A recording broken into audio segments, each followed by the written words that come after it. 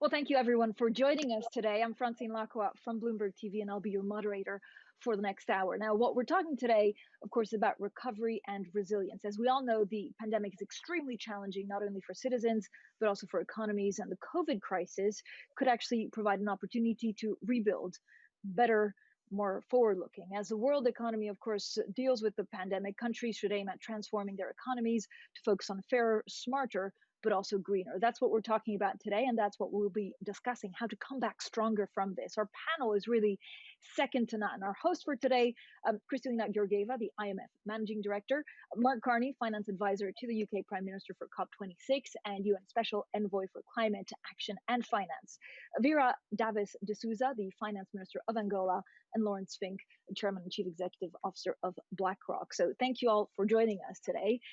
Managing Director, I'll start with you because we've also put together some great polls, which actually your team have been, pushing out on social media to try and gather what people are worried about. And we started talking about priorities. If we think that this is an opportunity, what are some of the priorities we should be focused on? So let's get straight to our first panel. And let me also remind everyone that you can follow the conversation on social media, give us your ideas, give us your thoughts with the hashtag #BuildForwardBetter. So Managing Director, when you look at the priorities to change our economies, is it climate change? Is it better infrastructure? Or is it digitalization? It is all three. And the good news here is that they're connected.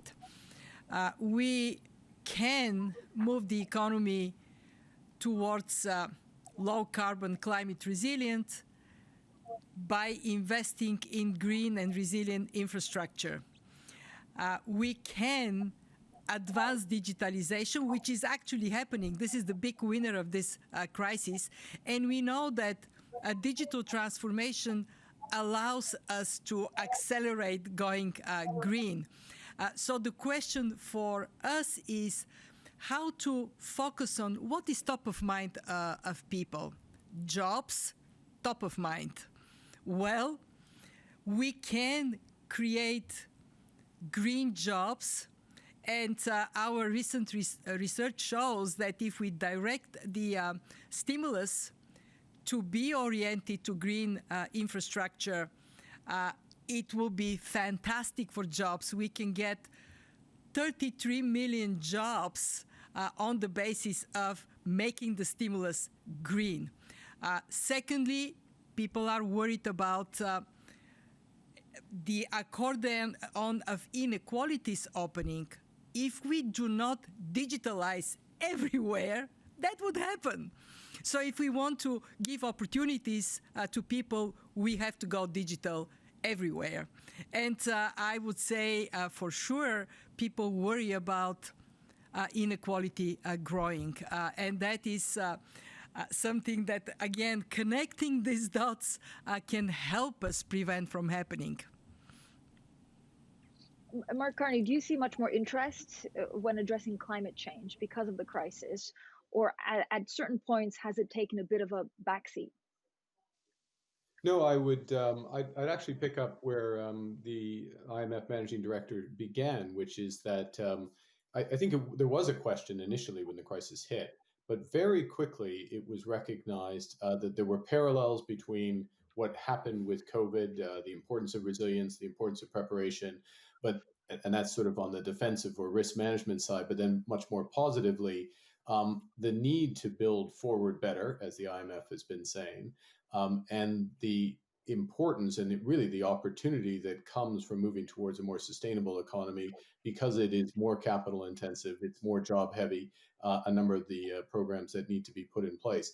Now, the challenge for policymakers, particularly policymakers like the minister, is to manage support for individuals and companies in the height of the emergency and transition to that sustainable growth going forward. But I would say the interest is absolutely there. It's a policy imperative, and as I'm sure Larry and others can, and particularly Larry can speak to, within the financial sector, the interest that in many respects he began has gone mainstream.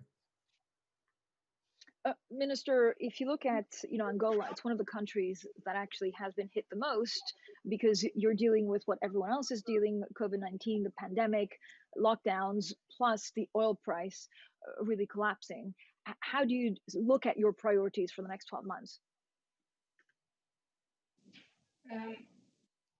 So first of all, we need to make sure that we survive, that we preserve almost lives as possible, and that we make sure that our health system do not collapse. It's also a priority to make sure that our debt remains sustainable. So those are the key pillars of our short-term strategy.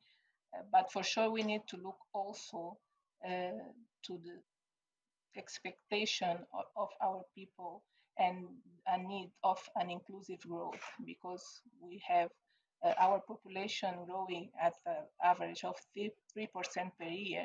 So we need to grow more than that to make sure that we can provide the proper conditions to them to get access to jobs, to get access to public services.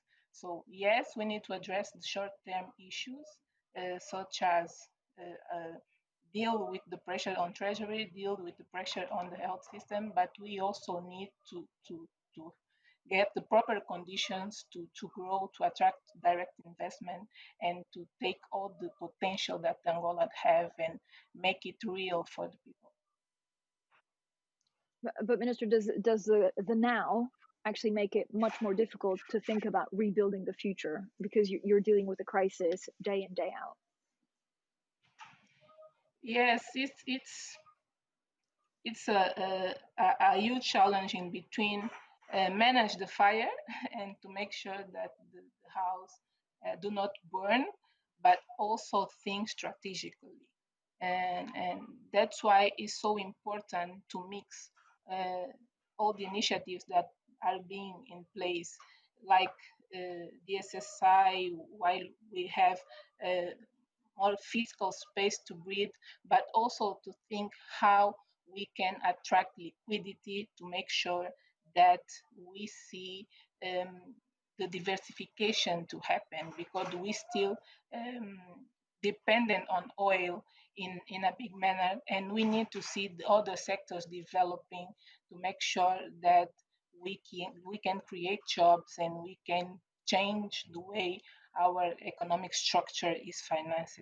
So we need to think today, but we need to start working on tomorrow. Larry, Fink, first of all, let me see if we can put up what the polling actually says. So this was, the IMF going out on social media, and if you look at the priorities needed, 41% decided that climate change should be a priority to build a more resilient economy, and then you have infrastructure and digitalization in second and third place.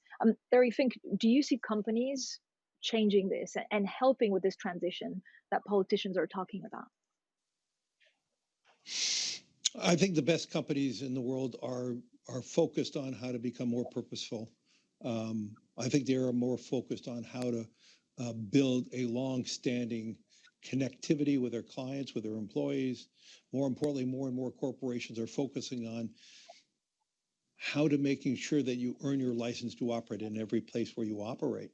And so unquestionably, the issues around climate change, the issues around building a more resilient world, all of that is beneficial for those companies. And so unquestionably, what we are witnessing now is a really fast revolution, in my mind, in the change of behaviors of companies.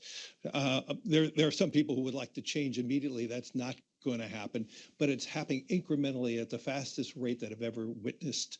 I asked in the beginning of this year in my CEO letter to ask companies to report under TCFD and SASB. And as of this day, the increase in companies reporting under SASB is 400%. Through that transparency of identifying where they stand related to social issues related to the company and sustainability issues, That transparency is going to lead to better corporate behaviors. It's going to lead to corporations better connected to the communities where they work. And I do believe the best companies are going to do that are going to be inspiring their employees to do better and connective with their clients. And so they will be the leading companies of the future. So we're quite optimistic that the leading companies of the world are playing that role. And in fact, in some places, public companies are playing the role faster than governments.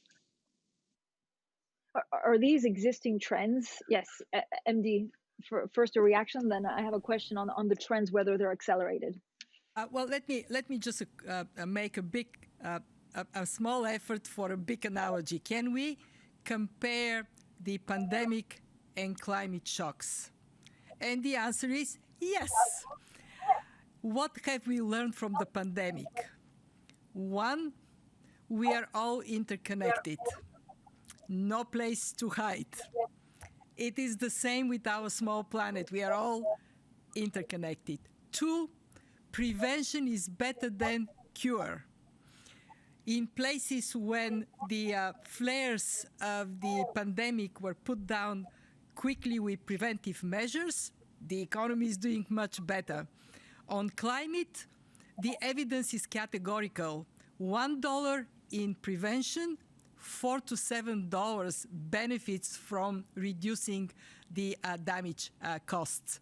And three, we cannot afford to shy from building resilience to these future shocks to come. And what is resilience? Resilient people, having people that are healthy, educated, can work from home in these conditions, interconnected. Resilient finances, we need to have the buffers so we can protect against these shocks, and certainly resilient planet. And I think I say that very often. If you don't like the pandemic, you're not going to like the climate crisis one iota. And you're asking me whether we can accelerate these trends. Yes, that was your question. The transformation. Yes, we can, and absolutely we must.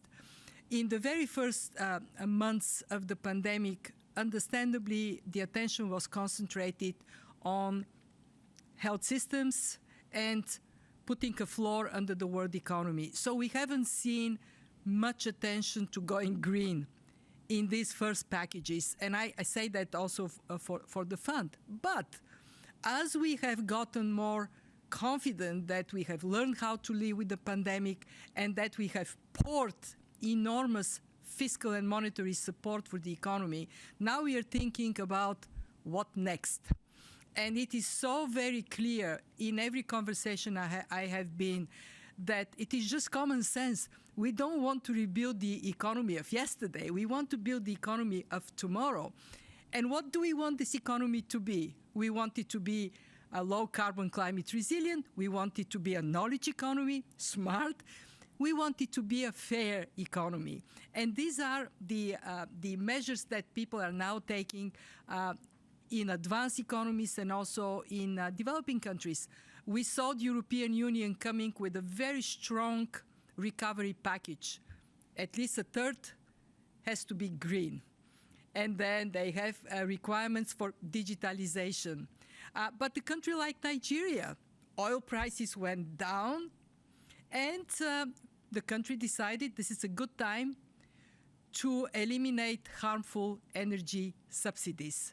Good for the budget, certainly good for climate action. And I want us to be more confident that we can use this moment as a mobilization to accelerate this transition. And if at some point you ask me how we think about it, I'll be happy to tell you.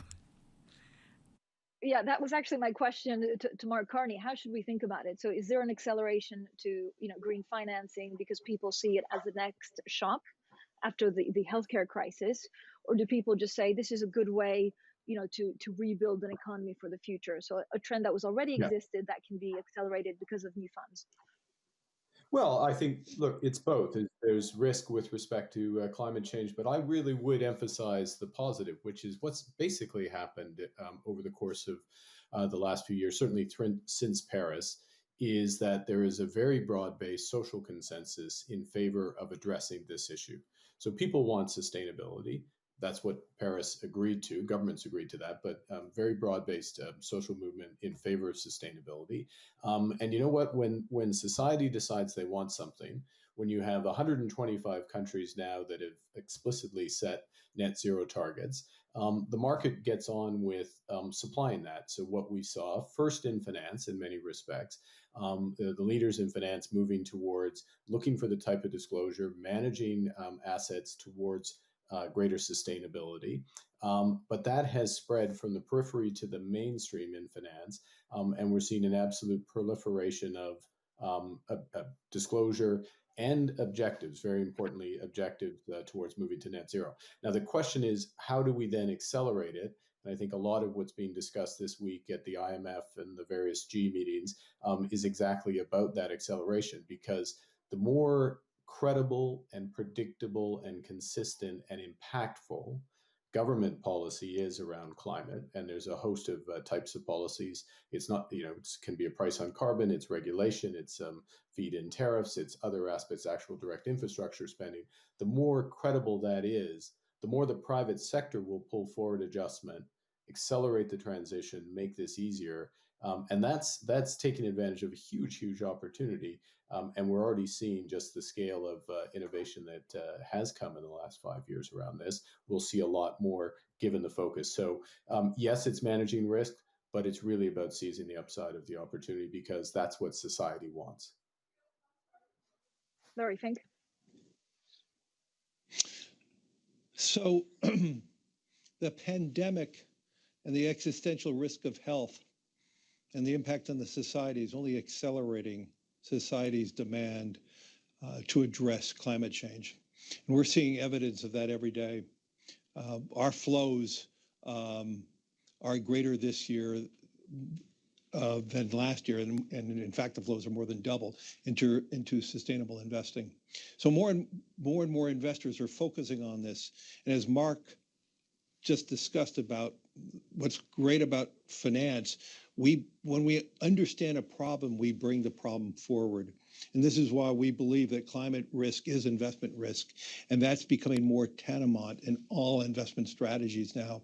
And we've been seeing some very large transformations and events. I mean, even this year, ExxonMobil, which was the largest company in the US years ago, is now off the Dow Jones Index. And the largest energy company in America today is Nexera, which is a renewable energy company. And so we're seeing a huge transition. We're seeing real change.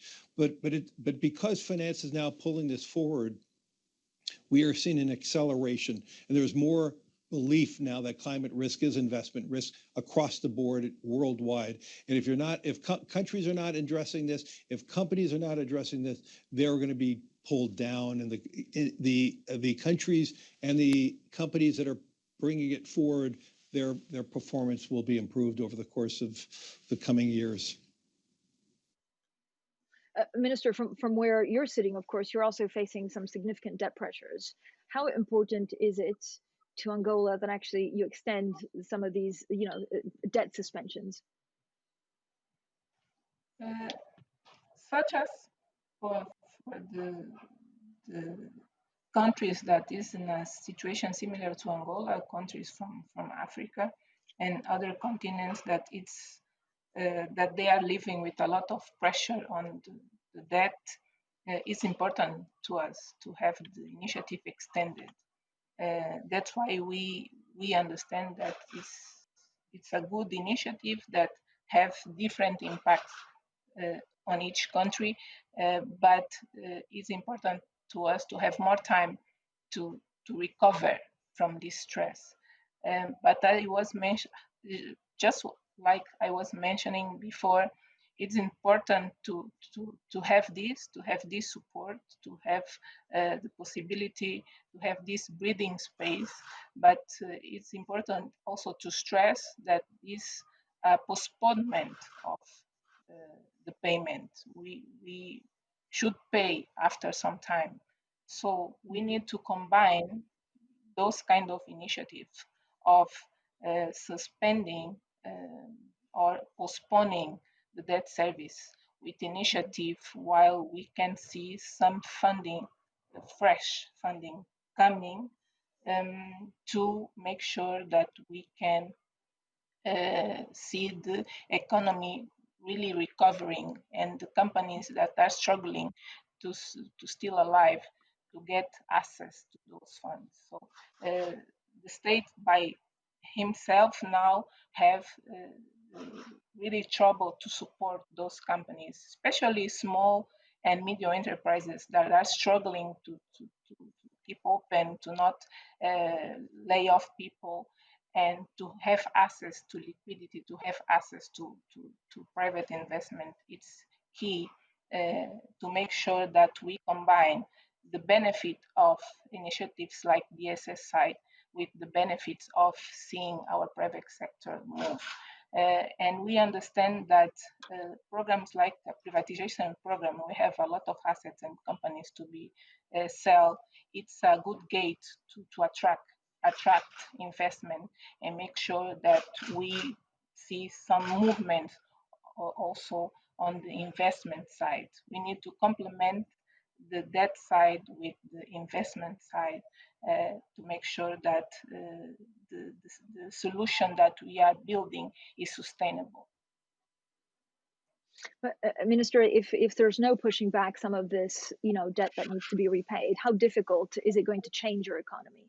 So, what are you looking at to transform the Angolan economy?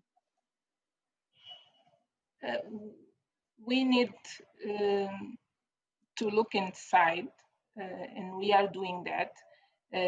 Figuring out the potential we have. We have potential in a lot of sectors apart from oil, apart from diamonds. We have potential on tourism. We have potential in agribusiness. We have potential on mining and also industry. We have a lot of things to do, but we also have challenges related to infrastructures because to make sure that those sectors are fully explored, we also need to get access to electricity, to water, to roads. So it's a lot of things to do at the same time. That's why we are now, while we are doing the budget, our first question is to define the priorities, because we cannot do everything at the same time. Is to first question, this project is viable, they can attract private investment, we can make this road with private engagement like PPP, so we don't need to engage in this all the extent of the project. This project will make sure that the products that are being produced on one city can be sold to another city. Yes, we will move forward with those. So it's important now to address the projects, to address the ideas that will trigger the development and the growth of sectors that will help us to diversify our bases, our GDP. Larry, Fink, can I ask you, you were talking about some of these trends. Are these trends actually just accelerated, so brought forward because of the crisis? Or are we seeing new trends? So were we always on the same path in terms of what companies wanted to do in terms of, climate change, digitalization? And this is just brought forward. So, what we were going to do in 5 years, we're doing in 2 years, if not 18 months. Or is this, the world economy and companies changing route? I think it's a combination of that, but also society is demanding this to be brought forward. I think more segments of society truly believe in the evidence of climate change. I think we have deeper, broader conversations about the inequalities in the world, and we were focusing on how to fix that and how to make the world a more inclusive world, making each country more inclusive. And so I actually believe it's a combination of COVID bringing everything forward and some very large macro trends that may have taken 10 years to accomplish, that was truncated in 7 to 9 months now. And our utilization of technology, even in this event, is something that we never even envisioned a year ago, and we're doing that. So the macro trends have been truncated through COVID, but I think most importantly now is the scientific evidence of climate change. That more and more segments of societies are believing that, more parts of the world are believing that. And so I believe it's a combination of our clients as companies are demanding this type of change and focus. And I do believe as more and more young people enter the workforce, they're thinking quite differently, especially the young people who are joining the workforce in a COVID world right now. They're thinking quite differently than what I did when I grew up in a more of an idyllic time. And so I think society is forcing this change, and society is asking for this change to be more immediate, more rapid. And fortunately now, through better imaging technology from satellites, more scientific evidence, we now see real evidence of climate change and the physical impact on parts of the world. And now we're able to take that information and bring it down to the micro level, how that is now impacting every company and every company and how they're doing their business. And so society is a powerful force. And when society is now focused on something, not unlike finance bringing things forward, this creates that change.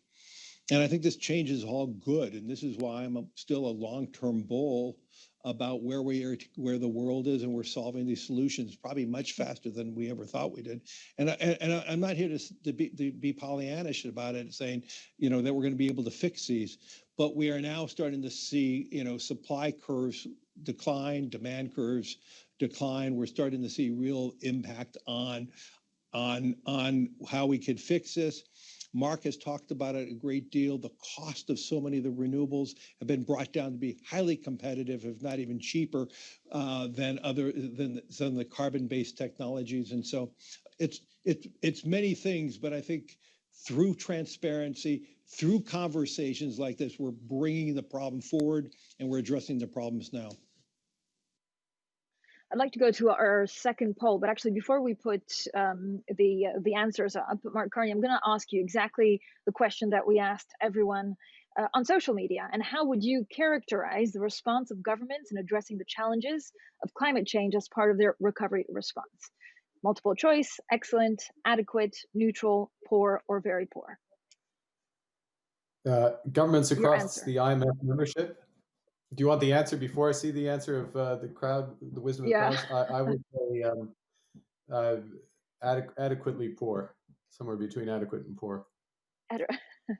All right, let's see what, that wasn't an option, but it's between number 2 and number 3. So let's see.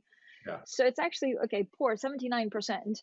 Is there a mismatch, Mark Carney, about what, the perception of what people think is being done and what's actually being done?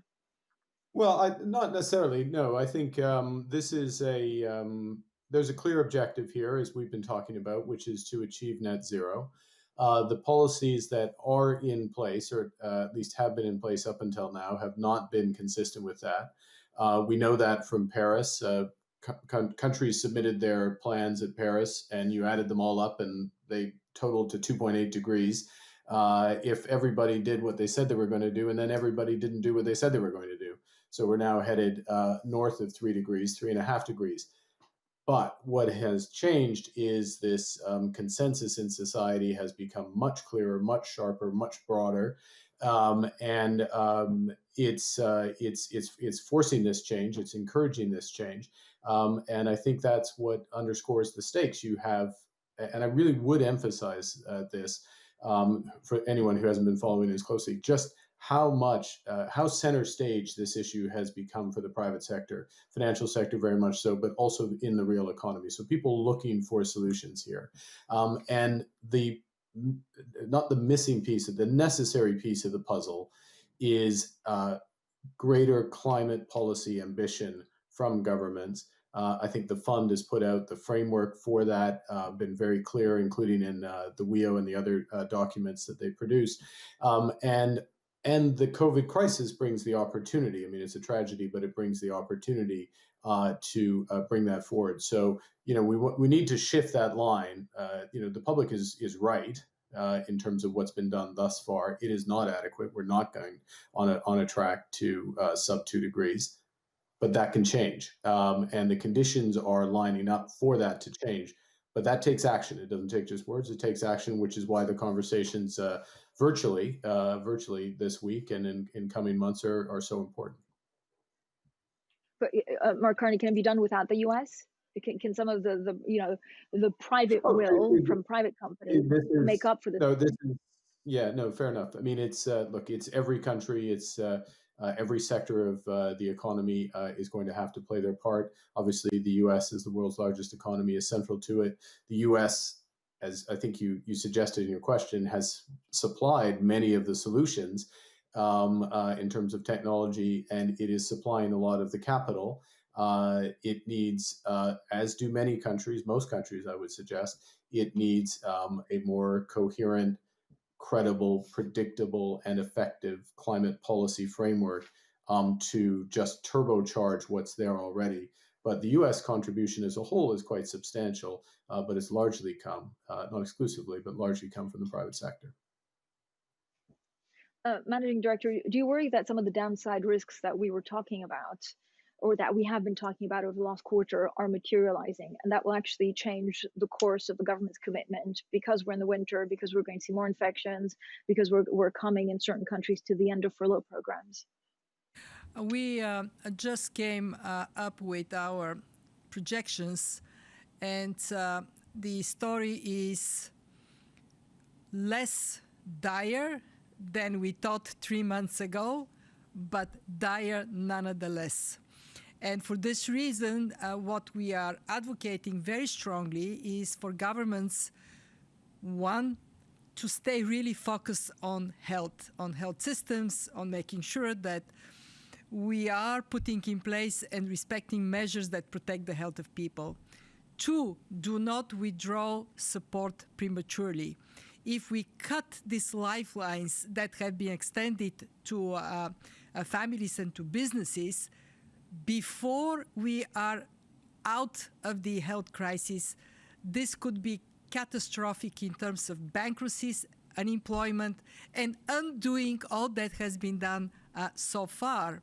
And three, this is what we're discussing here, make sure that you orient the stimulus that will be necessary towards the transformation of the economy.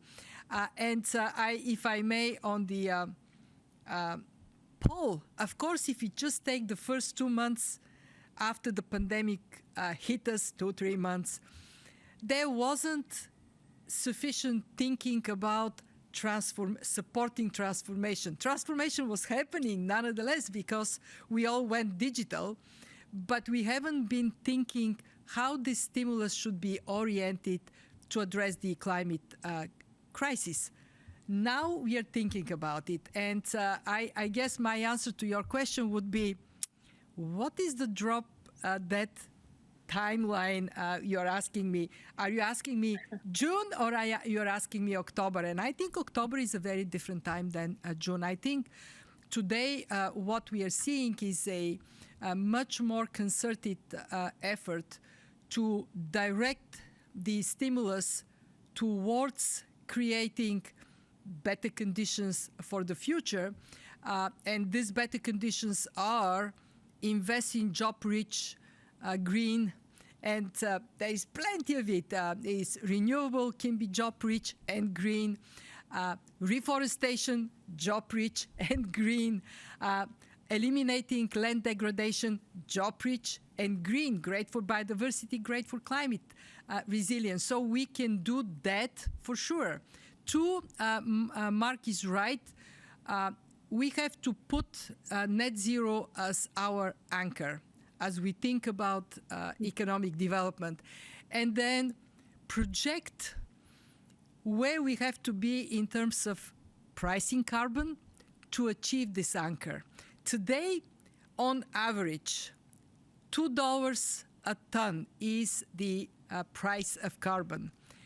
To get to 1.5 to the Paris Agreement, and we actually may have to go further, we have to be at least at $75 a ton. It's a long way to go. If we set our eyes on forward guidance towards increasing gradually that price of carbon, then businesses and consumers, they can orient themselves. They have that way of thinking of their investments and their consumption in the future. But there is one more element. If it is not in place, we will be in trouble. And it is make sure that we have a just transition, that sectors, high carbon intensity, where their workers and their firms are being helped to move towards low carbon future. If we don't do that, we will have the Paris effect, the people on the street protesting. But if we do it, if we are inclusive in the way we use revenues from carbon, say from carbon tax, to underpin this green transition, then we can move forward. And that has to be done also mindful of developing countries, helping poor countries make that transition as well. Larry Fink, given what the MD has just clearly laid out, talk to me about the timeline. So if this is a once-in-a-generation opportunity to rebuild better, does the main efforts from companies and countries need to be done in the next 12 months? Otherwise, the moment's gone. Otherwise, it's much more difficult to redirect funds. I don't necessarily think so. I think COVID has created a whole change in our society, how we are going to live. We're going to be, I don't think corporations are going to have their employment back fully in offices anymore. We're going to change how we work. We're changing how we live. And I think those are actually wonderful blessings. But the whole issue around climate, this is a long-term problem. It's going to take quite a bit of work together. I think what's going on, and Mark Carney kind of suggested it, I think more is being done right now by the private sector than in some of the public sector. Society has a better impact right now on changing corporate behavior, but society hasn't asked its own government to be focused on this, because right now governments are focused on jobs and job creation, making sure that we have back to full employment and having a more equal and just society. So there are other issues that we're going to have to confront on top of just climate, and I think those are going to be some of the issues. But I truly believe we are seeing this revolution occur with more transparency. Through that transparency, and if we have 100% participation by companies reporting under TCFD and SASB, through that transparency, we are going to see behavior changes that are going to be very rapidly, and we're going to have a better ability to judge. The big issue that's confronting us, I actually believe public companies are doing more than any component. We now need to get private sector, private companies doing the same thing too. And that's one of the fundamental problems that I see. Society is demanding much more on the transparency of public companies, but they're certainly not asking the same type of behavior changes in the private private component of its society in terms of jobs. And that's where we're going to have to be changing. But in my conversation with business leaders, there's a resiliency and a desire to make these changes. I didn't hear that narrative or that conversation 5 years ago. And I don't believe it's just COVID. I do believe it is a change of society, more scientific evidence. And so this is not a one-year fix. This is a generational fix. It's going to take time, but I do see that resiliency with corporations in moving forward. And as we move more and more towards a digital society, the need for hydrocarbons will be reduced. I want a future in which only 50% of workers are working in offices, and the other 50% we could rotate are working from home. Can you imagine a society where people have 2 more hours of a day that they don't have to commute back and forth? Can you imagine the problems of traffic in all the major cities of the world if we had 30 to 40% less traffic? And what will that do in terms of the environmental issues? So these are blessings. We should focus on these blessings, how we have evolved and how we transformed ourselves because of COVID. So this horrible, horrible societal impact of COVID and the impact to health is creating some big, giant macro changes, which are, in my mind, blessings for society. Mark Carney? Yeah, just 2 quick points to pick up on what Larry said, which is extending what's happening in the public markets through to the private sector, throughout the private sector, so companies in the private markets, if you will. One way to do that is through Scope 3 emissions. So when you have disclosures around Scope 3, you go up and down the supply chain. And of course, you align the interests of everybody along the supply chain to reduce emissions. And that does go further into the private markets. It also, very importantly, goes cross-border very much towards developing and emerging economies as well. And it's one of the ways to actually work together to reduce emissions together. And the second, and I'll say related to that as well, of course, is disclosure around the pools of assets, financial companies who invest in private companies, giving their disclosure for their carbon footprints. But I'll make one last point, which I think is a common theme of this conversation and the imperatives, which goes to the digital transformation that the MD and Larry were talking about, and how do we exploit, in a good way, digital footprints for small, medium-sized businesses to help them to get new sources of financing, not just in this difficult period, but as we move forward. How do we get that acceleration? It's there on the table. There's a few examples of it around the world, but this is an acceleration we should help catalyze, because that will help with another aspect of sustainability or inclusiveness, which is a much broader based economic engine. Okay, that's my third poll on the digital economy. But Mark Carney, in terms of transformation, how much needs to be done in the next 12 months? Just to make sure that we don't squander all of this. Yeah, if I could extend it to the next 14 months or 15 months, so I can get us to Glasgow in 2021, which is where COP26 is. I think this is, it's a very important time for countries to come up with their so-called NDCs, so their climate plans. Let's see the scale of the ambition. China started us off well with President Xi's announcement. We expect to see more, but we need that momentum, first thing. Secondly, ideally, governments are able, the health situation allows for some of this pivot from the necessary emergency support, and I absolutely agree with what the managing director said about this, towards building the future so that opportunity shows up. So a significant fiscal stimulus. And look, I think what's happening over the next 12 months for companies, certainly in advanced economies, large cap companies, advanced economies, every single one of them is being asked, why, are you doing climate disclosure, TCFD, SASB type disclosure? If not, why not? And secondly, very importantly, what's your plan for net zero? Do you have a plan? And the answer for some of them will be they don't have a plan. And at a time when society is focused on solving these issues, they can explain that. So it doesn't. Final point. Larry's absolutely right. It doesn't all need to happen in the next 12 months, but a lot is going to happen in the next 12 months, which will be important to keep us on a path, which after all has to be a path that delivers something like 45-50% emission reduction by 2030. Finance Minister, what kind of timeline are you working on? And do we need to make sure that we separate the discussion on emerging economies, especially that are very exposed to oil, to other ones? We have short-term goals and medium-term goals. Our short-term goal is to make sure that we can compensate the drop on the revenues that used to come from the oil sector.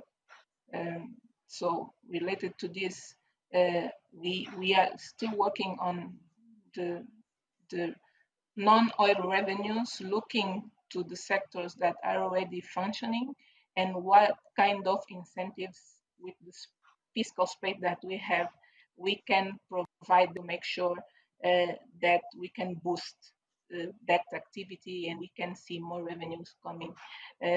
We are working on also on the processes, make the process more electronic of charging taxes to make sure that we can capture more information and we can optimize the data and we can make more effective the role of our fiscal authority. So in partnership with the commercial bank, with our development bank, we are looking at the sectors that are already there, to the initiatives that are already there. They only need a push, a big push, to make sure that we see results coming. And we are seeing some results coming on the agribusiness. And we also have targets that are more medium-term targets regarding mining, the industry of copper, tourism. We have a lot of potential on tourism, but we need to do more on infrastructure perspective. And because of that, we start showing to the investors and doing all the homework of improving our business environment and to make sure that the interests come and we can start working on those sectors, as I mentioned, like tourism and mining. We are also working on an aspect that we understand that is important, that is formalize some small business that a lot of women are working on there, and more than 60% of women are on the informal sector. And we understand that with support, empower those initiatives, we will see more coming to the formal sectors, and also little commerce, and also some industries contributing for the GDP and make sure that we diversify our base, our productive base. So short-term purpose or goals and medium and long-term goals, always in partnership with the investors that find in Angola opportunities to invest and to create value with us. I'd love to go to our third poll, which is on the digital transformation. And just a reminder for everyone following us from home or from the office, the hashtag is a build forward better. Now, this is a question that we asked: can the surge and spread of the digital economy make the global economy more resilient after the COVID-19 pandemic? And 73% of people that we polled said yes to a great extent. Managing Director, what about job losses? Does this automatically mean that we need to retrain? It is a great result because it reflects reality. We were moving towards a digitalization, but the pandemic pushed us to accelerate. And as Larry was saying, none of us is thinking of going back to our offices 100% of the time as it used to be. We are all thinking of transforming the workplace, creating much more agility as to how we work. And of course, what we also see is that some are in much better position to do it than others.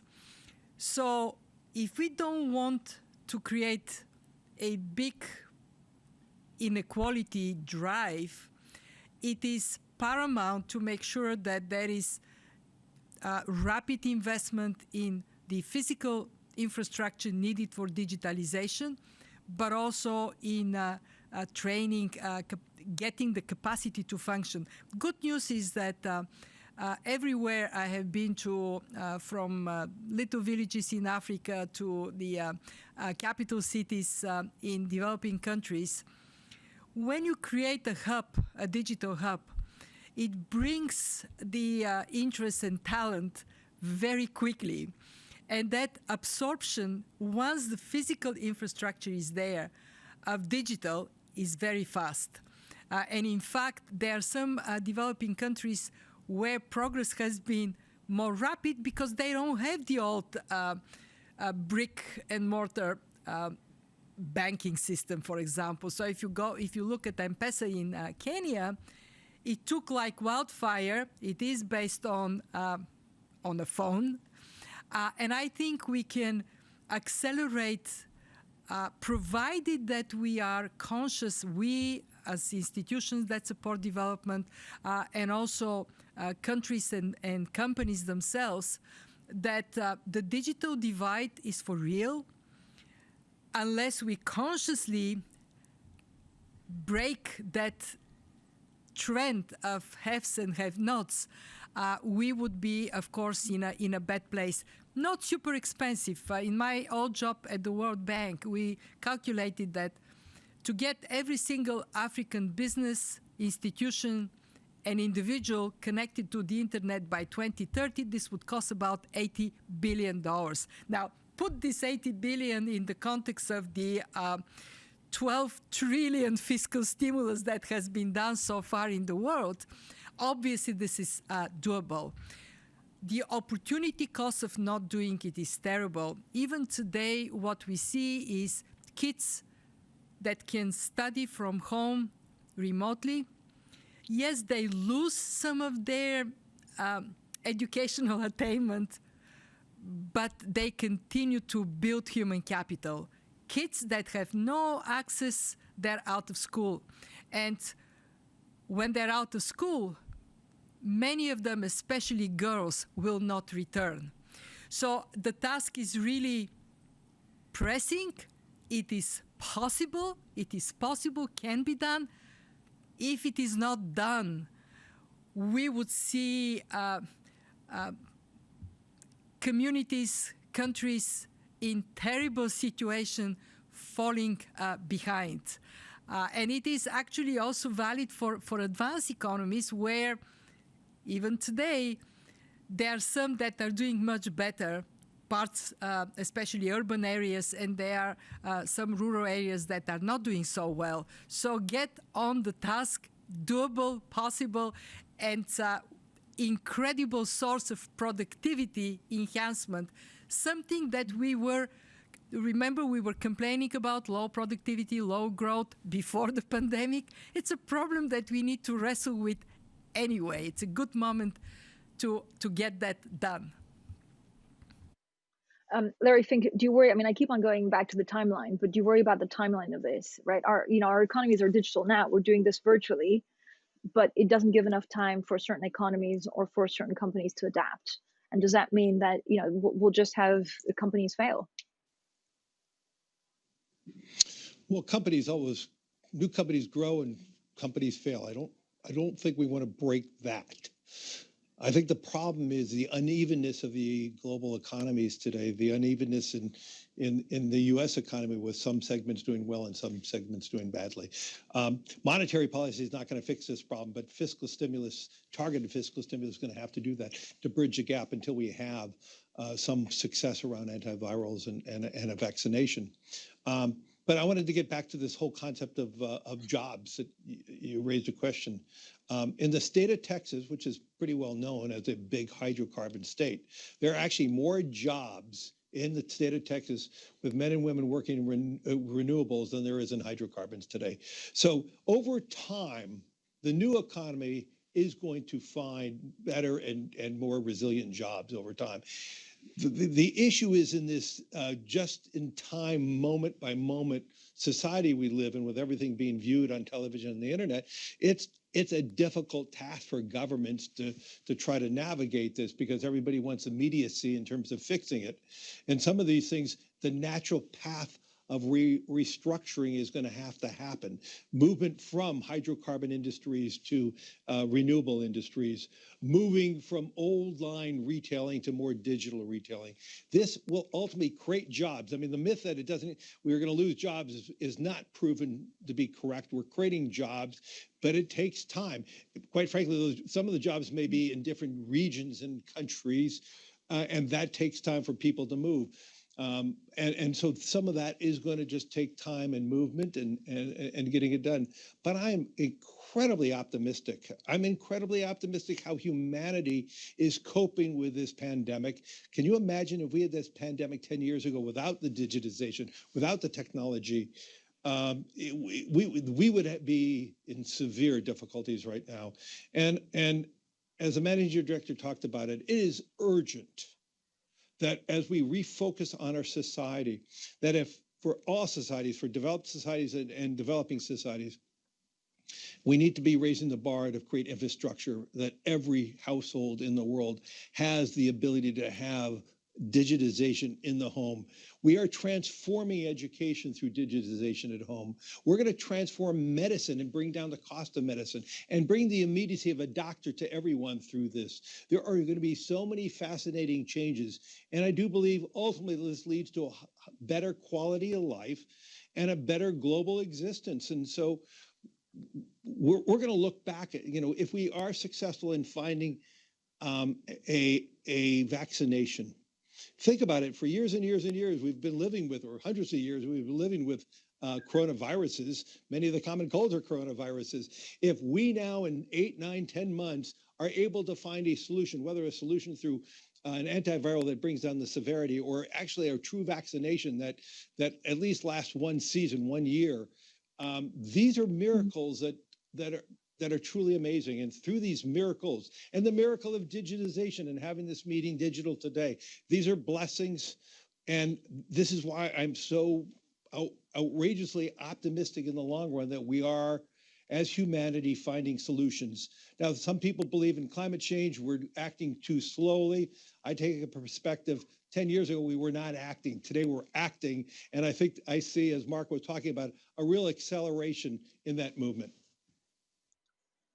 Mark Carney, I want to ask you whether Larry Fink is too optimistic, but let me just go to the fourth poll, which is on gender. How would you characterize the impact of the COVID-19 pandemic on women? And this was multiple choice, the same as for men. Women are definitely hit the hardest. Women are somewhat hit by the crisis. Men are hit harder than women.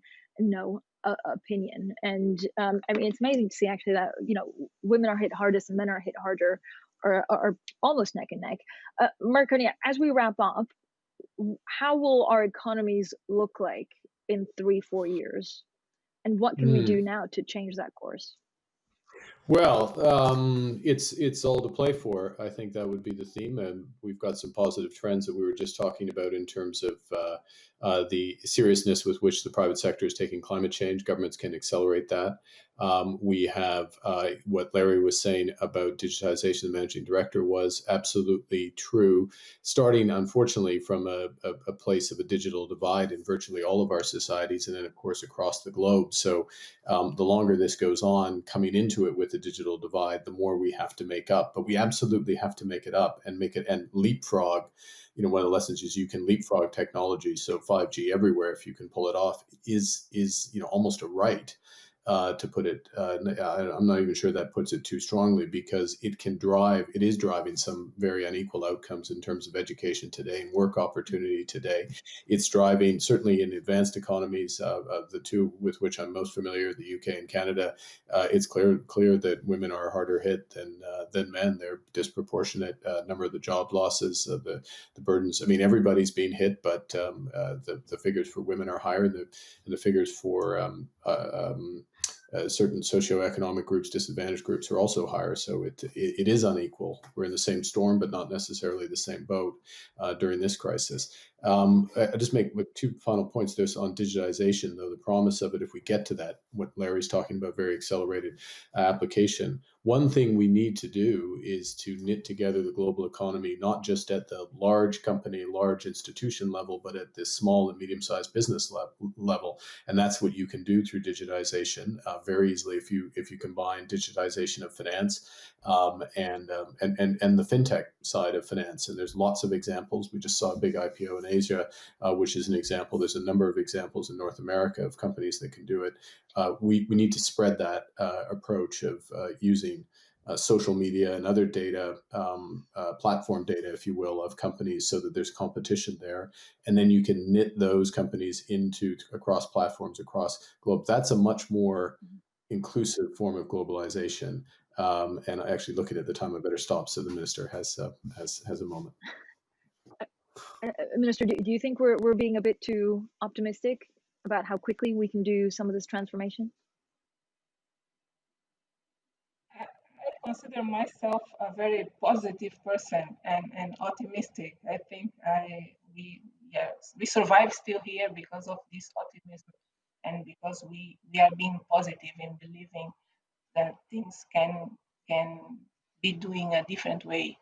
We are pursuing a very challenging set of reforms that is only possible with courage and optimism, because managing a reformist agenda is stressful, painful, and with a lot of social tension also. And to manage all this and to make sure that you keep moving with your path, you need to give a sense of hope and to show the people that you really believe that on what you are doing, and you really believe that now you are suffering, but tomorrow you will feel the benefits of all this transformation. So I understand that all these crises that we are living on coronavirus, on climate change, on changing the way we do business, changing the way we provide services, the digitalization it's quite a revolution that is happening. But we can also understand this like an opportunity for ourselves to restart, to look each other and to understand that we are evaluated by our weakest link. So we need to make sure that nobody is left behind, that we need to invest on the sectors that still demanding some investment, and we need to make sure that all of us are getting access to the best resources, human resources, technology, and also knowledge, to make sure that we are growing not at the same numbers, but at least on the same path and reaching also important goals. So it's a process that requires a lot of effort and a lot of sacrifice, but I really understand, I really believe that at the end of the day, we will look behind and we will be proud of surviving this moment and to emerge even stronger from it. Managing Director, in 30 seconds, what would you ask of government officials and companies watching right now? Put your money where your mouth is. We have gone a long way in defining objectives for a transformation to the better, and now we need to walk our own talk and do that decisively, and put more money and more responsibility in the hands of women. In this crisis, what we have seen is a demonstration of Eleanor Roosevelt saying, women are like tea bags. You don't know how strong they are until you put them in hot water. Thank you so much. Great analogy. And thank you so much, everyone, for a spirited conversation. And with that, have a great day, everyone. And thank you for watching. Thank you, Francine. Thank you. Thank you, Francine. Thank you. Thank you.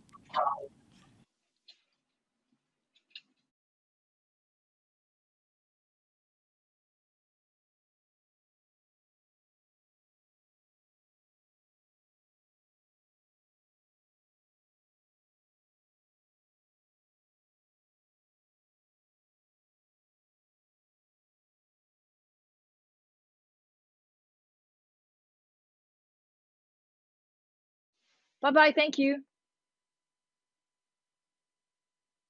To be with you. Great. There was something strange happening on the screen. I don't know whether you noticed.